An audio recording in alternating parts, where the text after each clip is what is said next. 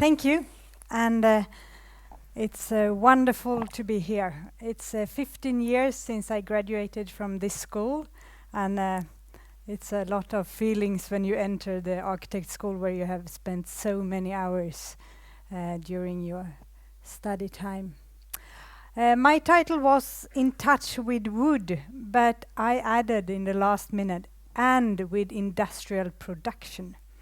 And now you have to remember everything Sasha said, because I think it is in close connection to that, but still very different. I will not show any inspirational picture of great architecture. I will speak of a field where I think that you all should be in touch with for the coming years, because there is too little architects working with this. There is two trends that are really important for us as architects to work with. It's sustainability, and that is the overall theme for today, I guess. But in Sweden, we also have a residential crisis. You can read about that in the papers every day. And there has to be something done very soon.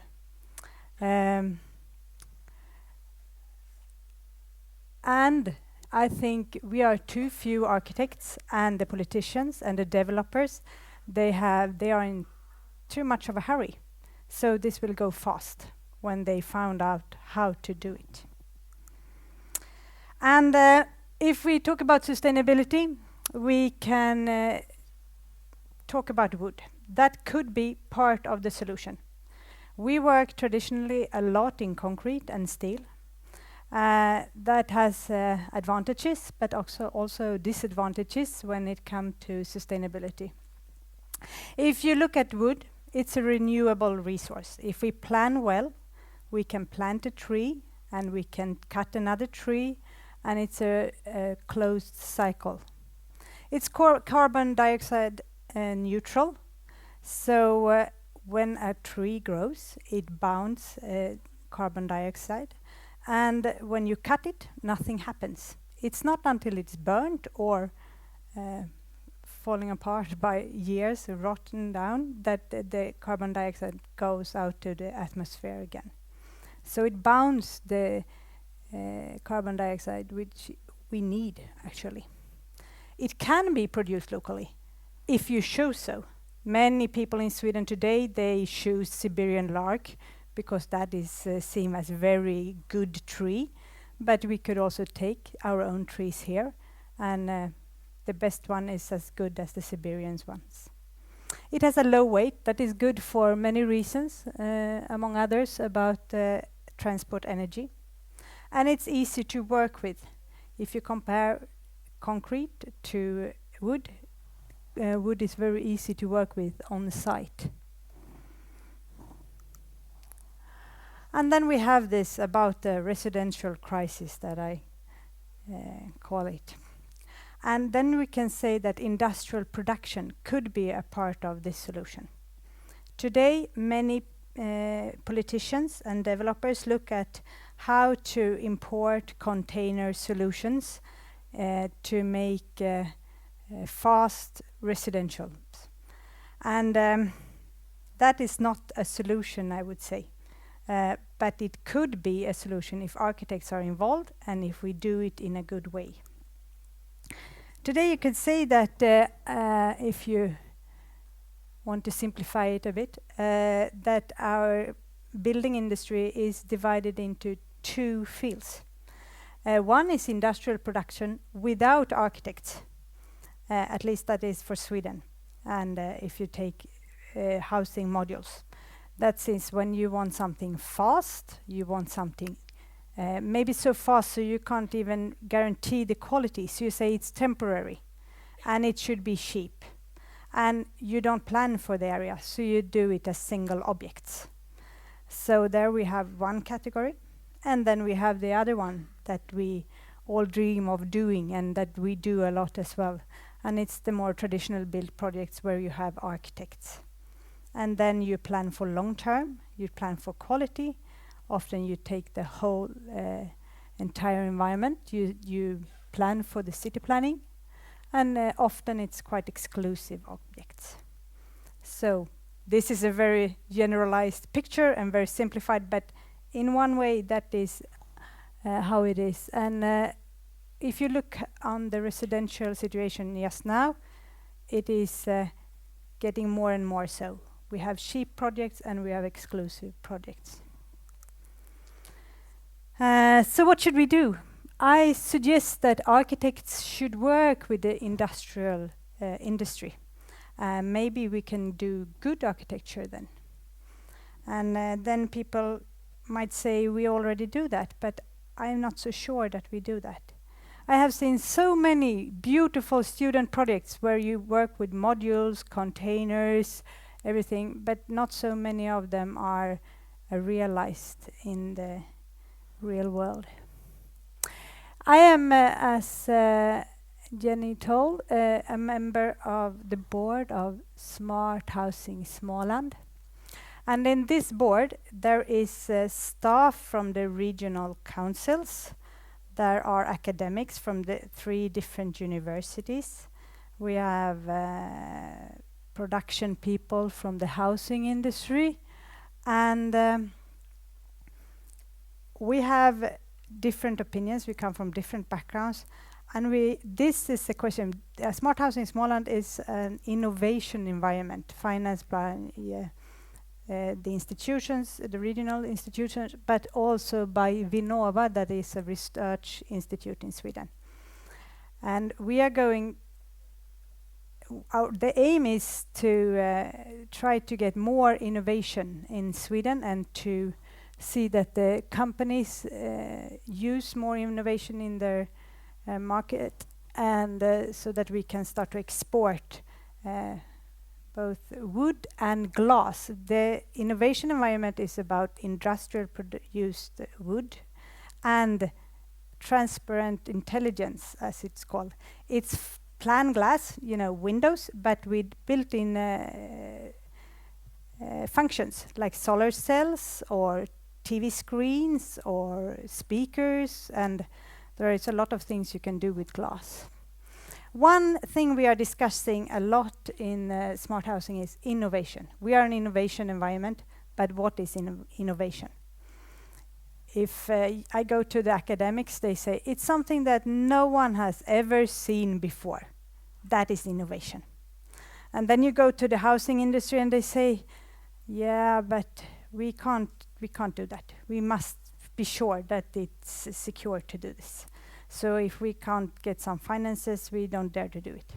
So the spread of what is innovation is huge, and we have to land somewhere in between. What can we do, and how do we do those great innovations that we have all seen but never seen in reality? How can we make them a product that can be sold? This could be innovation by an architect definition. This is a project that we did 3 years ago for an exhibition. It was dealing with a lot of different questions, but one was the industrial production. And if this is cross-laminated wood, so it's a massive wood board, you can say. You can get it in different thicknesses. And we wanted this to be totally industrially made. And then the holes, they can't have sharp edges because in the machine, in the industry, you have a drill and saws, and a word I don't know in English, but you can't do the sharp edges. So that's why the whole aesthetics and the holes and all the forms got these rounded forms, because that was possible to make totally industrial. But if you go to, for example, the housing industry, they say, no, we want a lot of techniques when we want innovations. We want the solar cells, we want the intelligent glass, we want printing on plywood, and we want to fill it with all the technical stuff. So there is different opinions on what is innovation. There is, when I talk about industrial production, we can that can be anything. Like in some way, we do a lot of industrial products in Sweden. We do windows, doors. We never do them on site, for example. You can do any material industrial as an industrial product, steel, concrete. We work a lot with prefabricated concrete, for example. But I am talking about wood production, and when you do residential or other buildings from elements or from volumes. This building that we did, the 10 smart square meters, as we called it, was from elements, you can say. So elements is when you do the whole walls in the factory, then you transport them on site, and then you mount them together. So it's like an IKEA item, but in a house form, you can say. This is a little bit, one more picture from that one. The elements, many of the Swedish housing industry was founded almost 100 years ago. So many of the one family houses in Sweden today are built in this technique or in volume modules technique. And then they have the whole walls with insulation, facades, everything made in the factory. This is an house in the middle of, in Borås, almost Frista, that was made of this cross-laminated timber, also made in a factory, so it's a high level of prefabrication. I like to show this project because this company is a municipal company that do rental apartments. So they don't have a big budget. And they have done this in cross-laminated wood and with wood both inside, so you can show them on the walls and on the facade. If I couldn't show this and I went to one of my clients, they would say it's too expensive. But they did it, and it's a municipal company in a very small town as well. So it's not Stockholm high fashion that you own. I think that is really interesting. The other technique, if you don't do the wall elements, then you do the whole modules, like containers. But this one are wood containers. I think this picture, I got it from a company called Flexator that does kindergartens and offices. And this is from, I don't know, maybe the 40s, 50s. And they use the same technique today. And there's a lot of Swedish companies that does today. But they just do one family houses or offices. They don't do multi-story buildings or residential blocks. But that is changing now. But it's changing without architects. And it's not the most fascinating architecture you can see. And I think we are really needed there. And I think we need the cooperation to get further. And I think that industrial production can be really good architecture. This is the temporary food court in Östermalm in Stockholm. It's temporary, it's a high level of industrialization, and it's nominated for the World Architectural Festival Prize, or one of them. And I think that is a good mark to show that it can be different. It doesn't have to be boring, cheap, or bad. It can be good. And this is an interior picture from this food court. So, if I say that this can be both sustainable and it can help us to build cheaper and maybe better, then how should we do that? I believe in cooperation, and as Sasha said, that we have to be crossing the borders between different disciplines. Architects need to work with constructors, engineers, but also with the housing industry in this case. We are now in the name of smart housing, starting a project called High 6, where we have the aim is to do 6 stories of prefabricated wood modules. It's Obos, who is, for Swedish people, you know them as Myresjöhus, Smålandsvillan, or Tjärnhem, that is now in a big Norwegian concern called Obos. And they want to start to do this multi-story houses in 6 stories. And they want to do them with good quality and to try to see what is it in the future. And now we are back to this, what is innovation? I don't believe this will be, wow, this is the newest thing ever. We will have to take this in small steps. We have had a few pre-studies. It's about solar cells and how to integrate it, not doing just a big block of solar cells on the roofs, but to integrate it in the facades, in the balconies, or in the roofs. We are looking into flexible walls. Everyone has seen projects with flexible walls, but it's not common in the normal production to have it. So we try to find a flexible wall that could really function. Of course, the module technique, how can you staple them? Today they can do 4 stories, it's not a problem. But when you go higher than that, you have problem with the wind, so you have to stabilize it in some way. And that one has to be found out. How do we do this in the most efficient way, and so that it functions in different kind of areas? And the aim is to do an attractive residential building to affordable price. And I forgot to say that, but I do discuss a bit of price. Do you know, in Sweden, if you look